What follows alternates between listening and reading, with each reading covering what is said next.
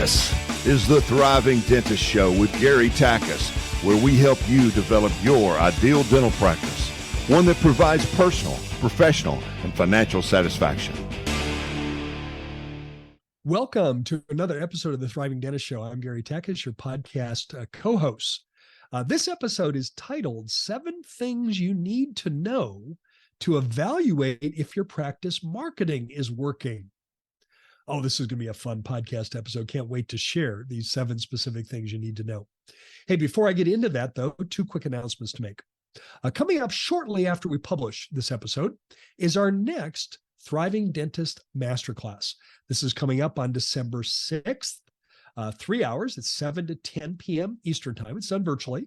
And this masterclass is brand new. It's titled Creating Your First 100 Days Plan for 2024. Now, if any of you are history fans like I am, my undergraduate degree actually is in history, you may know that going back to the 1930s with our then President Franklin Delano Roosevelt, he created the very first 100 Days Plan. And the whole idea was to launch his administration with a lot of activity and a lot of cool things happening to kind of set the stage for his whole presidency. And every single new president since then has had a first 100 Days Plan. Well, that concept can be applied to business and to your practice. So we wanted to share your first tips for your first 100 Days Plan, first 100 Days Plan for 2024. So if you look at the calendar, 100 days will take you to about the second week in April. So it's the idea of starting out January, February, March, first week of April, as strong as you possibly can to set the momentum and to set the tone for the year. And I'm going to share lots of applicable information that you can use immediately. And it's all about helping you have your best year ever in 2024. Come join us. You can go to thrivingdentist.com/masterclass. Again, 3 hours. It's done virtually. You get 3 hours to see. Very inexpensive. Tuition is less than $100. Come join us. All right. The next announcement I have is we have a returning guest, Dr. Jared Williams. Jared's been a great contributor in our clinical tips here.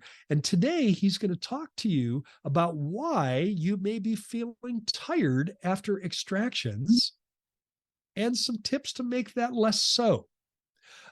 If you'd like to follow Jared Williams, Instagram's a great place to find him at the JW Method, at the JW Method on Instagram. I'd encourage you to follow him. He's an awesome resource. Now, with no further ado, here's Dr. Jared Williams on why you may be feeling tired after extractions and how to reduce that from happening in the future. Here we go.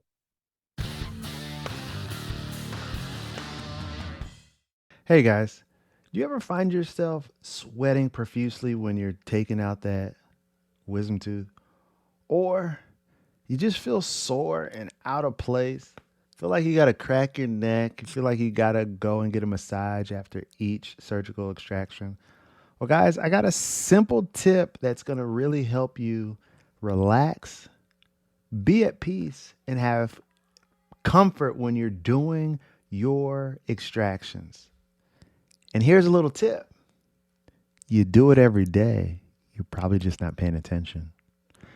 All right, guys, I'm Dr. Jared Williams, the founder of the JW Method, and we train GPs with little to no experience to do third molars with confidence and ease in less than 4 to 6 weeks.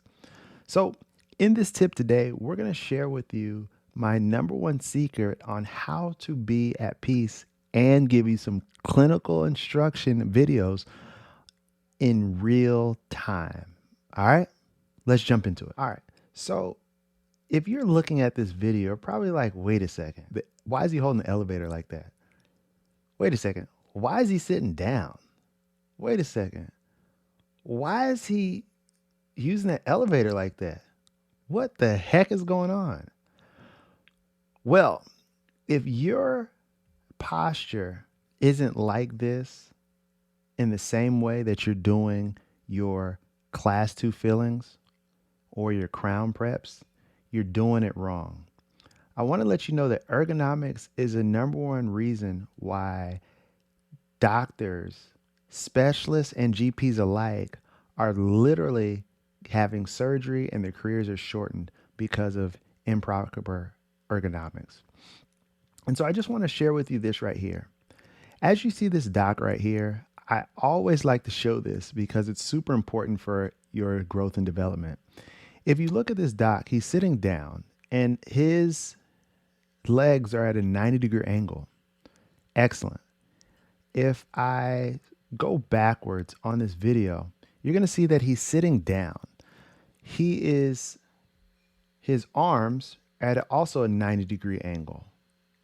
So many times I see GPs doing surgery and their arms are like this, or a class 2 and their arms like that, or when you see them from behind, you can't even see the back of their head because your head's so far down. Well, that is the worst thing that you want to do. When you're doing surgery, you always want to be sitting down. I don't know why the surgeons at all our dental schools respectively had everybody standing up. I really believe you lose so much more leverage and the comfort level goes way down. And so as you can see, 90-degree angles in the knees and 90-degree angles in the elbows. Then what I want to do is I want to show you how he's holding the elevator. Now, if you didn't know this, there's only two main muscles that you should be using when you're taking out wisdom teeth. And it's going to be your thenar and hypothenar muscle. Your thenar and hypothenar muscles. So as you can see, he's holding the elevator in such a way that's going to allow him to apply just the right amount of force.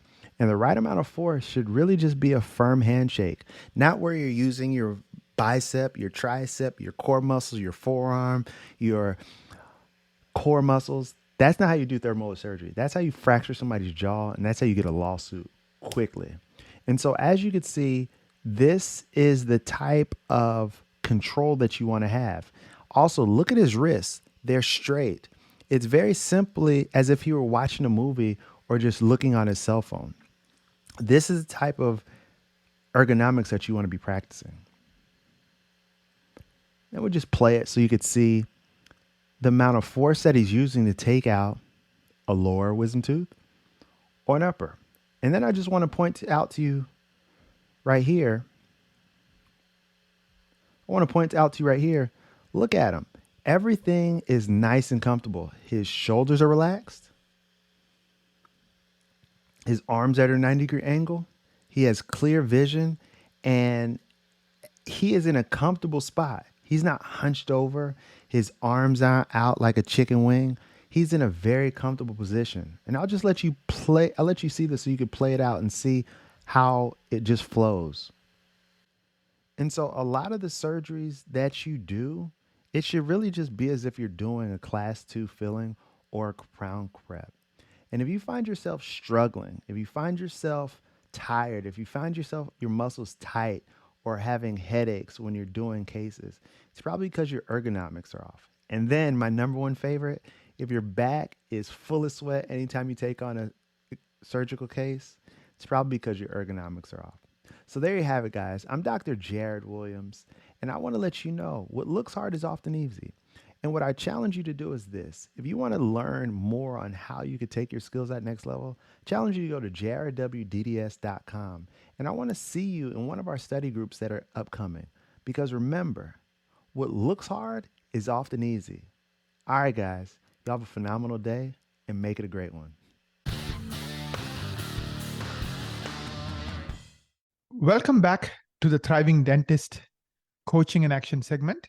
The topic today is 7 things you need to know to evaluate if your practice marketing is working. 7 things you need to know to evaluate if your practice marketing is working. I know many of you are saying, you know what, 2024 is coming up.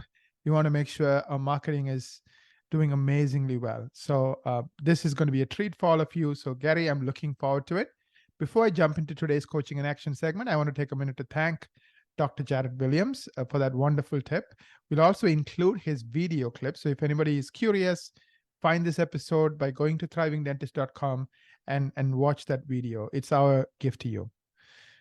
7 things you need to know to evaluate if your practice marketing is working. I know, Gary, recently, because of a lot of the questions people have been having, you ended up putting together a training session on the same topic. And I really appreciate, what you're sharing with your clients. You're also willing to share, with this audience, the large thriving dentist audience all over the world. Well, Naren, obviously I'm a KPI guy, key performance indicators guy. You can't manage what you don't measure. That comes from Peter Drucker, who many consider to be the father of the science of business management. Peter Drucker. If you don't know who he is, Google him. You'll find out who Peter Drucker was. Very influential thinker in business. And Peter Drucker famously said, "You can't manage what you don't measure." And yet, if I ask most dentists to tell me about their marketing, they will recite, if they know anything about their marketing, they'll recite one measurement: how many new patients a month they get. That's what I hear when I talk to dentists. Say, tell me about your marketing. Well, Gary, I get 20 new patients a month. I get 25 new patients a month. That's all they know. That's all they don't know any more than that. And it occurred to me that really they need to know more about what's really going on in their marketing so they can make good decisions moving forward. If they don't know what's happening and they want to make decisions, they make decisions sort of irrationally by seat of the pants, as opposed to any logical method of making that decision.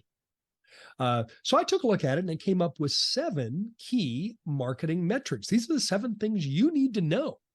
And it's actually pretty easy. I think you'll find it easy to implement this in your practice. But if you know these 7 things about marketing your practice, you really have a comprehensive understanding of what's working, what isn't working, and how you can modify it to get the end result that you want. If all you're recording is the number of new patients you get every month, it's a historical exercise. That data told you what happened. It's not telling you what's happening. You need to know what's happening. A very dear friend of mine, some of you will recognize his name, Weston Lunsford. He's the founder of Dental Intelligence. Said what he was formerly a dental accountant, was trained as an accountant, and he said what he didn't like about accounting was that he would tell dentists what happened. Here's what happened. Here's your tax return. Here's how much you have to pay. And he said, I wanted to quit telling people what happened and instead start telling them what was happening. And that thought alone was the brainchild of what created Dental Intelligence. And that's what we're doing today. Instead of just what happened, I got 25 new patients a month. You're now going to know what's happening. All right, so I'm going to number these. They're not numbered in order. They're just numbered so I can remember to cover all of them. Number 1 thing that you need to know to evaluate whether your practice marketing is working is the number of keywords and key phrases that are ranking on page 1 of a Google search. Now, that was a mouthful, but let me repeat it. The number of keywords and key phrases ranking on page 1 of a Google search. So when someone types in a phrase and it relates to your area, do you show up on page 1? And how many of those keywords and key phrases do you have that show up on page 1? The more keywords and key phrases that show up on page 1 when someone in your area is looking for a dentist, the more likely you are to have that patient click your landing page. And hopefully your landing page is effective, so they pick up the phone and call and make an appointment. And just to kind of give you an indication of how good you can be at keywords and key phrases, the last month report that I had on Google Analytics, Life Smiles was ranked on page 1 for 874 keywords and key phrases. 874. Now, that was 7 years of hard work, 7 years of continually improving our ranking algorithm with Google. That isn't going to happen day 1. But you can get to, what would be a realistic goal for any of our listeners to get to in terms of keywords and key phrases ranking on page 1? Give me the number and within what period of time? Absolutely, Gary. So when a new client starts working with us, I know this is really, really hard because um, Google Google makes $224 billion from ads, so they make SEO really difficult. So 95% of you will get literally no traffic or very close to no traffic from Google for free. So you are forced to buy paid ads from Google. That's Google's business model. So our goal is to get you into the top 5%. And the definition of top 5% is you are ranking for 100 keywords and key phrases on page 1, meaning top 10 results of Google. And We see preferably, that maybe even preferably in the one, 2, or 3 spot. exactly. Anywhere on page 1 gives you a chance. Yes. But if you're on 1, 2, or 3, you're more likely to get eyeballs.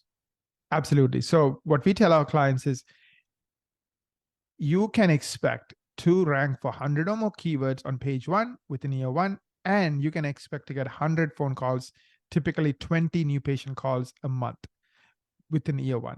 So we'll those talk are the about those expectations calls. we set. We'll talk about those call numbers coming in a later metric as well. Right. But number 1, the number of keywords and key phrases ranking on page 1 of a Google search. Number 2 is much more self-explanatory. How many Google reviews do you have? How many do you have? And that's not an opinion. That's not what your neighbor thinks. That's not what your mother thinks. That's look on your Google My Business page and look at how many Google reviews you have. And I'm simply going to tell you, the bigger the number, the better. And you want more Google reviews every month. So how many Google reviews do you have? Are you sitting still? Are you sitting at whatever number you have, or is it growing every month? Very important information to know to evaluate your marketing. Number 3, and this is something you alluded to a minute ago, Nary, the number of phone calls your office gets every month from potential new patients. Now, Naren, there may be a day in the future where patients are much more likely to book online appointments, like we do with Open Table for restaurant reservations. And there are some really good ways that patients can do that today. But the truth is, more than 99% of all new patient appointments to a dental office at the time we're recording this come in via the telephone. Yes. That's why I playfully like to say, doctor, the most important piece of equipment you have in your office is your telephone. Now, doctor often thinks that it's the laser or their state-of-the-art, electric handpieces, or it's their CAD cam. And I understand that. Yeah, I get it. Those are important too. But maybe the most important part is the phone, because without the phone, you don't get to use any of that stuff. So how many phone calls do you get every month? Number 4, piggyback on number 3, the number of what your call conversion percentage is. In other words, of those calls that came in, what percent of them ended up scheduling a new patient appointment? Those are calls from potential new patients. What percent scheduled a new patient appointment? Now, let me benchmark for that. So you have a benchmark. You've been doing some benchmarking as we go. You benchmark that after the end of the first year, you would like to see an office ranked on page 1 for 100 keywords and key phrases. That's a benchmark. Here's a benchmark relative to call conversion.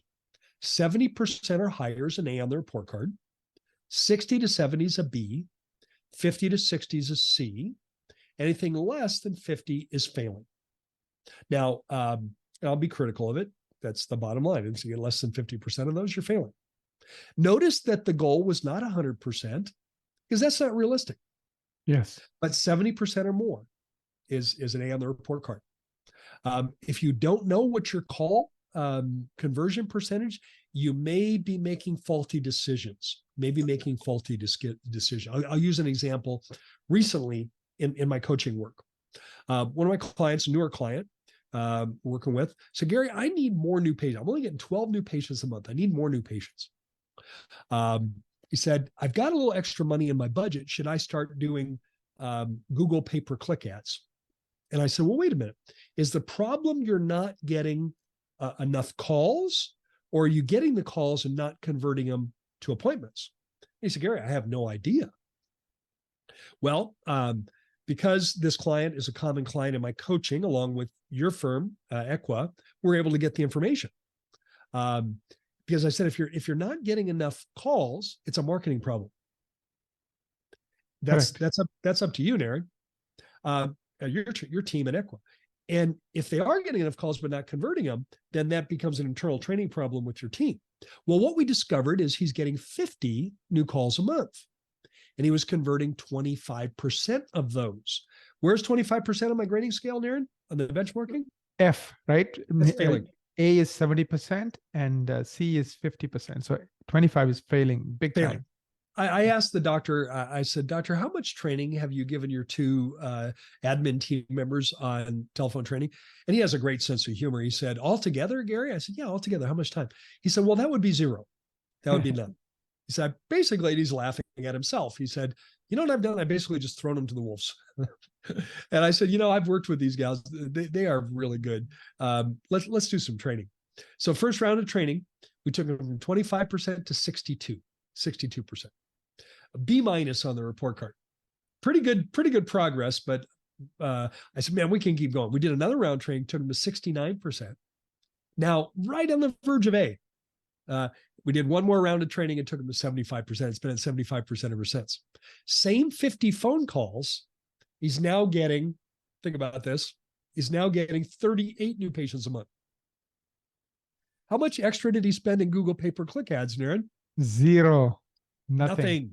Yes. Nothing. He had a conversion problem, not a call problem.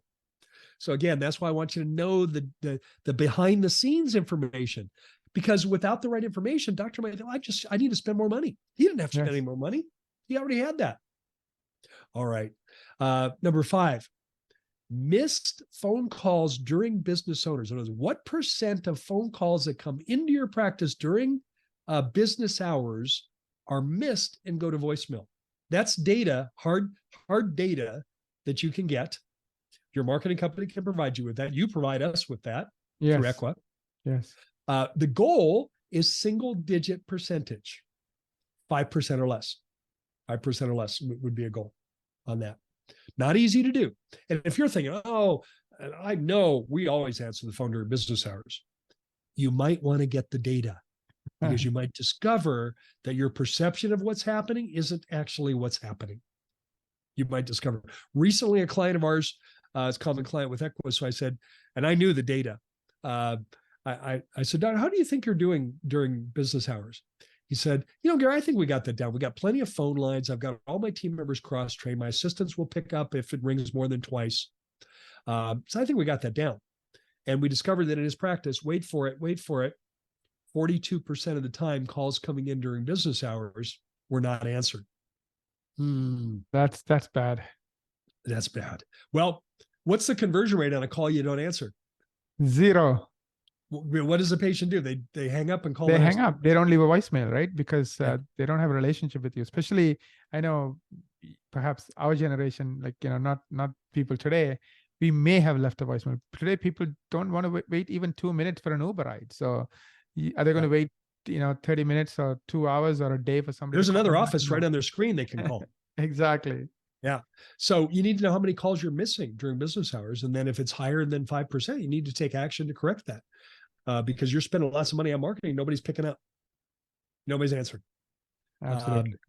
At number 6, marketing expense as a percentage of your total practice revenue. In other words, what percent of your revenue are you spending on marketing? Now let's benchmark that. Historically, what we've taught for years, this goes back years, and it depends on what your growth expectations are of your practice. If you have modest growth, a relatively low percentage growth, like let's say single-digit percentage, you want to grow 4%, 5%, then appropriate marketing budget might be 3% of your revenue, 3% of your revenue you're willing to spend on marketing. So $1 million practice with a 3% marketing budget would be spending $30,000 a year on marketing using that benchmark. If you're interested in higher percentage growth, more like double-digit percentage growth, double-digit or more, meaning 10% or more, then we've always taught that an appropriate marketing budget would be more like 5% of revenue. So again, that $1 million practice that wants to grow a lot more than just single-digit percentage would be spending 5%. That would be $50,000 a year.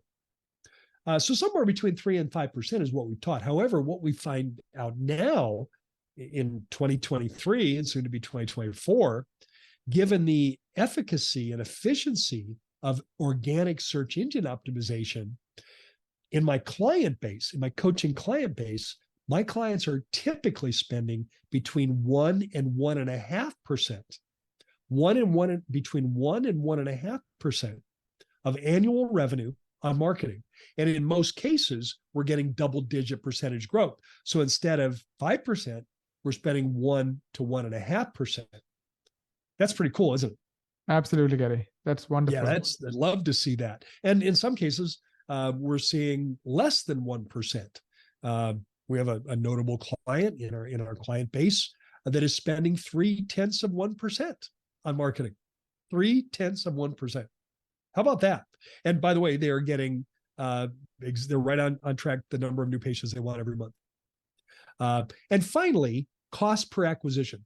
Metric number 7 is cost per acquisition. What did it cost you to acquire a patient?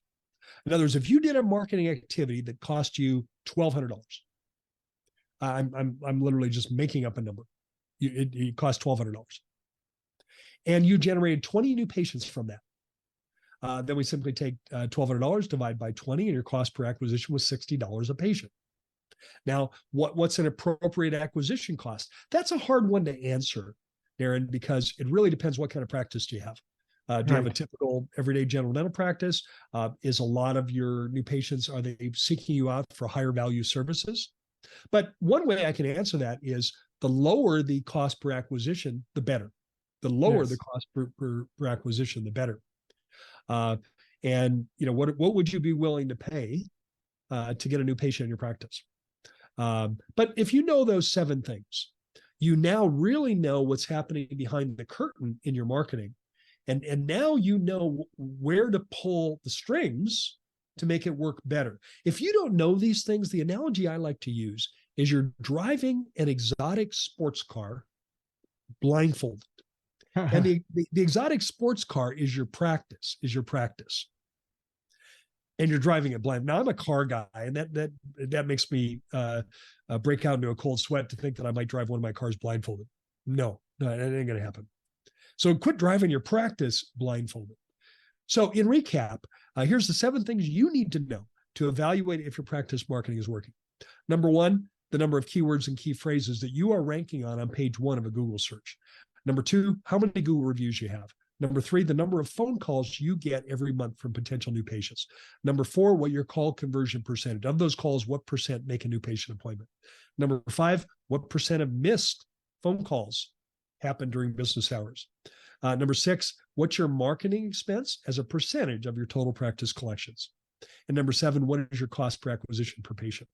With this information, you now can make really informed decisions to fine-tune and further develop your marketing success. All right, we'll hit pause here. We'll go to the coaching and action segment and continue the discussion. We've got some great questions that will allow us to go a little bit deeper on some of the things we've talked about in the coaching and action segment.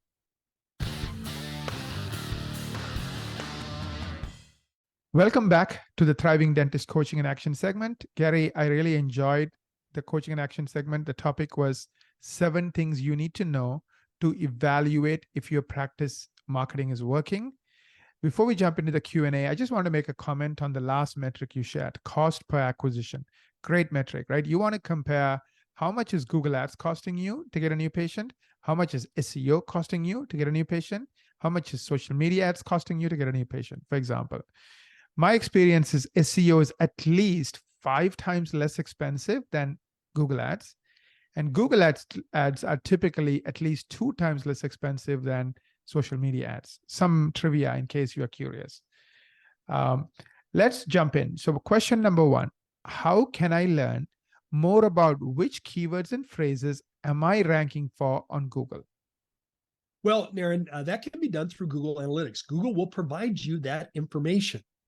And again, it's information. It's not what people think is happening, but Google can actually tell you that. It's through Google Analytics, and that's something that they can do. And you can find out exactly how many keywords and key phrases you're ranking on page 1.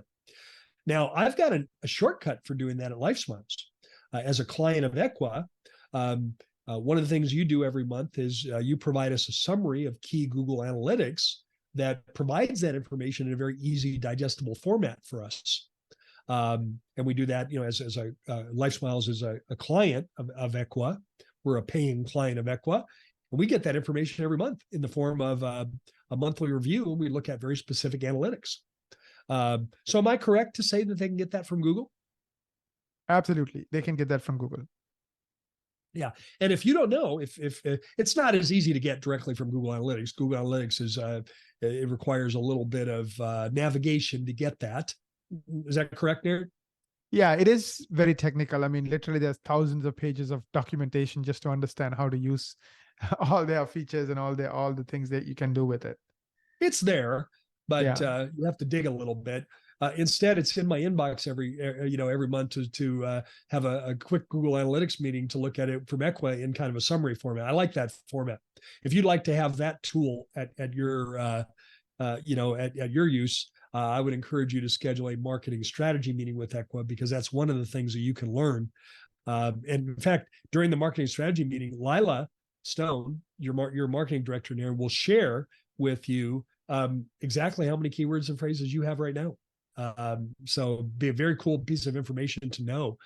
So you can go to equa.com/MSM, stands for Marketing Strategy Meeting, and you'll get that information, and you'll be armed with information instead of opinion and what you think might be happening. Absolutely. eqwa.com/MSM. Lila would spend 6 hours kind of doing tons of research, and then she'll give you a report card, not only on how you're doing with keywords, but also the underlying things that either makes you strong or weak in the eyes of Google. Of course, now that you know the underlying things that are making you strong or weak, you can now take action, and she'll give you a plan, a 12-month roadmap to kind of help you dominate Google, meaning at least rank for 100 or more keywords, become one of the top 5% websites in the eyes of Google. So it's a great value. Take advantage of it. It's our gift to you. Gary, I have a question number 2. How many landing pages should I have on my website? I like this question. Yeah. And, my answer to that question is there's no limit to the number of landing pages you can have on your website. The more, the better. I was rather surprised to learn recently in my monthly Google Analytics meeting with Equa that we have over 100 different landing pages. At least, you've created all those. Yes. So there is no limit. The more you have, the better. And those landing pages, of course, the 2 most visited landing pages on your website. Number 1 is your homepage. That's where many people end up. But secondly, would be about the doctor landing page. But as you start to get more refined in your marketing, so for example, let's say one of the keywords, let's say one of the things you love doing in your practice is cosmetic dentistry. And Aaron, I'm just picking an example. Say one of the things you love ranking, or you love doing more of, is cosmetic dentistry. And then you have as keywords all the different ways that people in your community are looking for a cosmetic dentist. That's all in your keywords and key phrases. Then when someone clicks on that, it'll take you to a landing page that will be all about cosmetic dentistry, because that's what they're interested in. So you want to have landing pages around all the different services you do in your practice. And that could be quite literally limited only by the range of services that you provide. So the only appropriate answer for that is the more the better when it comes to landing page. Now, they need to be programmed correctly. They need to be written correctly. We want to make sure they're coded in HTML coding behind the curtain so that it enhances your ranking algorithm. But the more landing pages you have, the better. So if you have one of those template websites, Naren, we see those on occasion. Yes. We used to see them a lot more, but I still see them in my coaching work. If you have one of those generic template websites that you have, 5 pages, the likelihood that you're going to get found on Google is very low. And it's also, if it's static, if that website's not changing, the likelihood you're going to ever be found on page low is nil, is 0. So really, your website is not a one and done project. It's one that needs to be continually worked on, continually developed, continually evaluated and refined, so that you are relevant in the eyes of Google. How do you get on page 1? you're a relevant, obvious choice for Google to present you as an appropriate search, appropriate result for the query that was typed in. That's how you get on page one. Right. No, I agree with you on that. All these points, Gary. Like you are getting 103 new patient calls, and it's all kinds of patients: sedation, implants, veneers, and it's because of those landing pages that are ranking really well. And then, of course, they have compelling content. So once they land on that page, they're much more likely to pick up the phone and call your office. Yeah. So it's a combination of paying attention to Google details like Google Eat, NAP, Lighthouse Go, all those things page by page. Plus, are we impressing them enough so they are wanting to call the office and book an appointment? I mean, it's nuanced. It's very nuanced, and you want it. You want the potential new patient to be able to hit the easy button. In other words, if they're looking for cosmetic dentistry and they end up on your home page, the likelihood that they're going to navigate their way around and find your landing pages about cosmetic dentistry are pretty low. And that's not hitting these. That's making it hard for them. Make it easy. So when they have a keyword and it ends up going directly to your landing page about cosmetic dentistry, you're now presenting the information that they're interested in. And that's much more likely they're going to pick up the phone and call. It's like, oh, these people know what they're doing. Let me call. Right. And that's hitting the easy button for you. Hit the easy button when it comes to don't make your potential new patients fake. Just hit the easy button. Let them know you're the obvious choice. Absolutely. Question number 3. I know you have addressed this, I think, in a event you did recently. And the question was, how can I learn if my website has duplicate content? All right, let's talk about what duplicate content is first. It's what it sounds like. Duplicate content is the very same content on your website that exists on at least one other website on the World Wide Web. Naren, how many websites are on the World Wide Web? Hundreds of millions, and I think there are billions and billions of pages of websites on the World Wide Web. There's a zillion of them. Yeah. Now, if one other website has the same content that you have, you will never get on page one. And that's not my rule. That's Google's rule. Yes. Google does not like duplicate content. How does duplicate content happen? 2 ways. It can happen a lot of ways, but there's 2 primary reasons. Number one, the website company that wrote the marketing company that wrote your website uses a template format. They tell you they customize it because they put your name on it, but it's not, the content's all the same. And you'll never get on page one. Now that works for the marketing companies. They only had to write it once and they keep recycling it. There's another way that it happens. It's a little bit more unscrupulous. And that's where there are dentists. Hopefully none of them listen to the Thriving Dentist Show, but they spend their time trolling the internet and they cut and paste content that they like and they make it part of their website. Well, Google will not only penalize the person that stole your content and never put them on page one, but they penalize the site that it got stolen from. And so you need to know if you have duplicate content. I'll tell you the easiest way to find out. Schedule that marketing strategy meeting with Lila, and she will tell you. She has a program that will run through it and highlight any of your pages that have duplicate content. She can tell you. Now, I've asked Lila, so when you go through a marketing strategy meeting, what % of the time do you find duplicate content with the person that's on the Zoom call with you? And she said to me the other day, over 70%. Over 70%. So if you're in the 30% that it doesn't have duplicate content, well, pat yourself on the back. But if you're 7 of 10 that have it, something has to change because you're never going to get on page one. And by the way, if you're not on page one, you're invisible. Nobody goes to page 2. That's how you hide dead bodies. Yes. The joke is, the nerdy joke today is, where do they hide the dead bodies today? On the top of page 2. You have to be a nerd to get that, but that's where they hide them. So nobody will ever find them. All right, find out for yourself. Schedule that marketing strategy meeting with Lila. Thank you, Gary. Question number 4. I would like to start listening to calls and start coaching my team members to become more effective on handling new patient calls. Where should I start? Start by getting the data. Start by, hopefully your marketing company records your calls and would provide that for you. Equa does that for us. And you do that for all your clients. That's not something you do special for me, is it, Naren?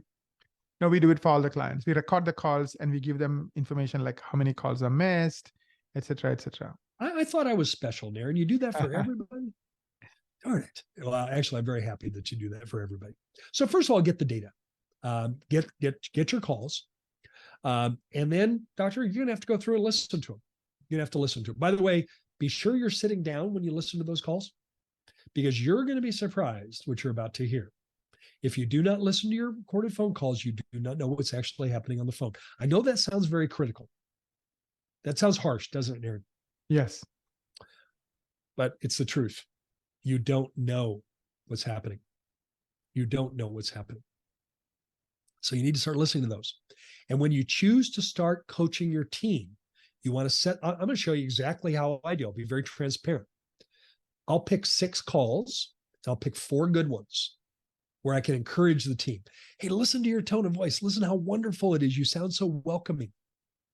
I love the way you took control of that call. And Maria, remember last time we talked about slowing down? You were talking too fast. Listen on this call. Your pace is perfect. So find 4 calls that you can compliment your team members on. And then pick 2 that needs work. Think about the ratio of that. I'm more complimentary. It's a ratio of 2 to 1. I'm complimenting 2 times as much as I'm correcting. That allows you to have some, quote, credits in the bank with your team, because you're complimenting the first, then you're correcting the second. That's how I do it. By the way, I'd love to do that for you guys. It's one of the things we do in our coaching. And it's so joyful to see the results that we get.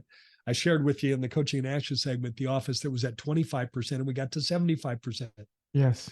That's not unusual. If you'd like to find out more about that, set up a coaching strategy meeting with me. Go to thrivingdentist.com/CSM. Be happy to share with you more about that and how that works. And I'd learn more about your practice and determine if working together might be a good fit. But that's what I do, is start by getting the data.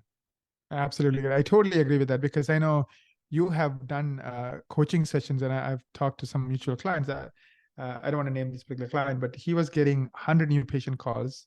Before he started on this with you, he was converting 30%. He was a long-time client of ours, like for many, many years. Of course, we don't do coaching, so we had no idea this was a problem. And then you was like, let's look into this. And 30% of new patients are booking and 70% were not. Today, it's the opposite. 70% are booking and 30% are not. So team members respond very well to this too. If you're concerned about, I don't know if my team members will go for this, they respond really well. And part of it is the science of how we do it. We're complimentary. We don't beat them over the head with it. We use it as a useful tool to improve. So your team will respond very well to this for sure. Thank you, Gary. Last and the 5th question: when would you consider using Google paid ads? Well, there is an application for Google paid ads for sure, but I would make sure you have optimized everything in terms of organic search engine optimization before you even look at paid ads. If you're at an optimized point and you have capacity for even more new patients, maybe you're adding another doctor, maybe you're expanding hygiene, then and only then would I consider Google paid ads. We do have clients that we recommend Google paid ads for, but that's only after optimizing what we're doing with organic SEO, because then it makes sense. Then it can make sense.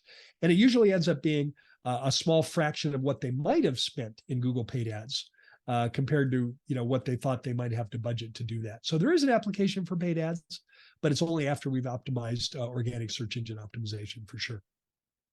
All right, as we come to the finish line today, hey, Naren, I want to do something that we didn't talk about as we prepped for this episode.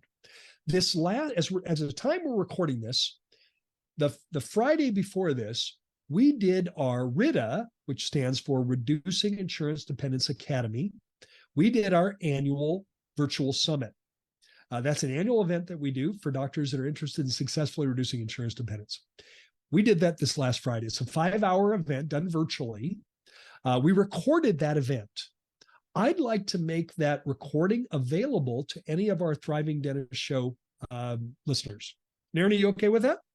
Absolutely, Gary. Absolutely. I think, it's our sister podcast and sister academy. So it would be awesome to offer this as a free gift to every single one Who's a About member 5 of hours of FREEBIE. content. We had 20 experts talking about all the different various components, things you need to do to successfully reduce insurance dependence. Very entertaining. There's lots of humor involved.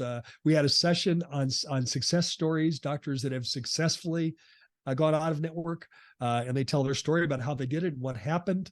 And we've created a way for you to get that free. This is no cost. Go to RIDA, RIDA, replay, REPLAY, RIDA, RIDA, REPLAY.com. And then you can get access to that. It's yours. You can upload it, upload it into your computer. You can bookmark it, upload it to your computer, have access to it for eternity. That's something we're doing as a courtesy for you listening to the Thriving Dentist Show. So if reducing insurance dependence is on your radar screen, get that replay. I'm still on cloud 9 floating from that day, Naren. It was such a phenomenal event, so encouraging, lots of great information. If you're tired of the massive discounts you're experiencing through PPO plans, what you're going to hear on that replay is going to give you lots of solutions that you can do. And it's free. RIDA, RIDA, replay.com. On that note, I simply want to say thank you. Thanks, Naren. Thanks to all your team at Equa for all you do. And I want to thank all of our listeners. Thank you for the privilege of your time. We look forward to connecting with you on the next Thriving Dentist Show. Thanks so much.